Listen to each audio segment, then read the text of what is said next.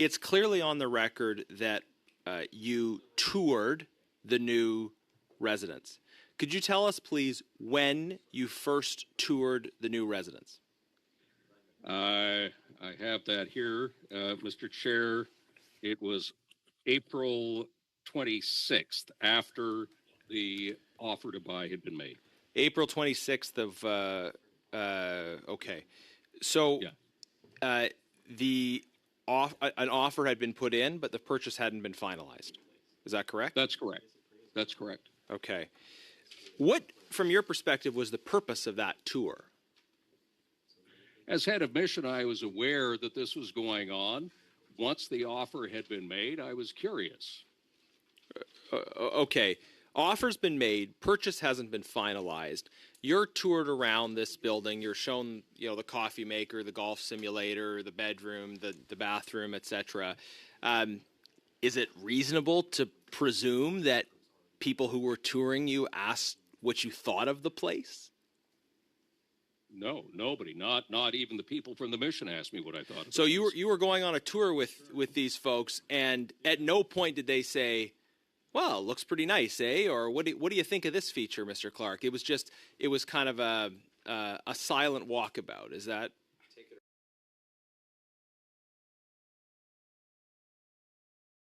sort of how it unfolded, or? I was curious as to what it was that they had put an offer in, and I had a look. Right. Nobody So asked me. you had a look, but usually when someone has a look at something, there's a conversation that unfolds, right? So it would be unusual if you went on this tour of this new property and you were not asked and offered no comment whatsoever on the nature of the place, its suitability or not, etc. But you would have this committee believe that in the course of this tour, there was no conversation about any of those things.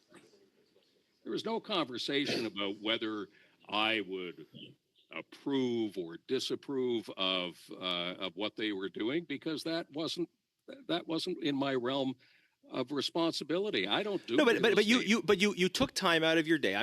You've talked about all the work you're doing there. Clearly, you're busy. Mr. Chair, point of order. Got a point of order. Sorry, I can't see who it is. Go ahead. It's MP Chahal here. Go ahead, Mr. Chahal. Yeah, thank you, Mr. Chair. My point of order, I've heard it from a number of speakers and previously from Ms. Kuzi and Mr. Brock, particularly prior to that. And now Mr. Jennis is also leaning into his mic, speaking quite loud and aggressively. And, Mr. Chahal, what is your point of order, please?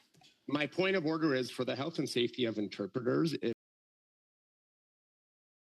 Mr. Chahal, let me just say this once, because I seem to have to say it every single time to new people on this committee.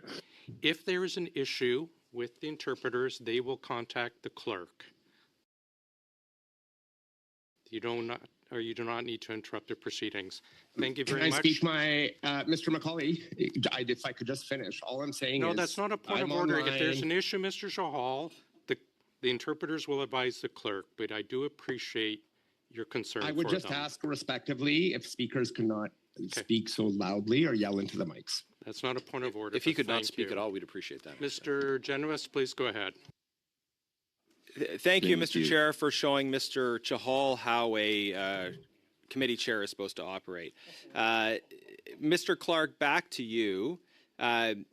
You're describing this scenario that seems kind of fanciful to me, right? The purchase has not been complete yet.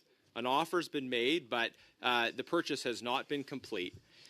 And you are brought to tour the property. Now, normally, when somebody is touring a property that they might live in the course of that tour, a conversation is going to happen about the suitability of the place. If you were staying miles away from this decision, it would have been natural for you to not go on the tour. Ostensibly, you had a reason for going on the tour, though. So when you went on this tour, before the property had been purchased, you were shown the glorious features and amenities of this property. You would have us believe that you said absolutely nothing about them, that nobody asked, does this seem like a suitable place? There was no back and forth whatsoever. You just looked at it, were silent, and then walk back to your office. That's what your testimony is? That's what my testimony is. I was curious. Okay. This is sort of, you understand that the tour of silence on top of the email which says you were involved kind of suggest that members of this committee and of the public have a reason to be a bit skeptical about aspects of your testimony. I want to try to get one more question in. The government is purchasing a $9 million luxury condo for you to live in. We understand that a consul general would entertain guests in their residence, but obviously the whole residence is not for entertainment. You're not going to be inviting prospective investors into your bedroom, for example. Now, we have the floor plan of the new space. Would you accept that this luxury condo has a much smaller percentage of representational space, and the trade-off is much less representational space and much more luxurious personal space? Would you acknowledge that based on what you've seen in the tour? No. But sir, we have the floor plans. You're not entertaining people in every part of this space. The personal space is a much larger proportion, and it's much more luxurious than in the previous residence, which leans much more towards representational space. That's pretty clear in the floor plans, but you're denying that? Yeah. Perfect. That is our time. Mr. Chahal.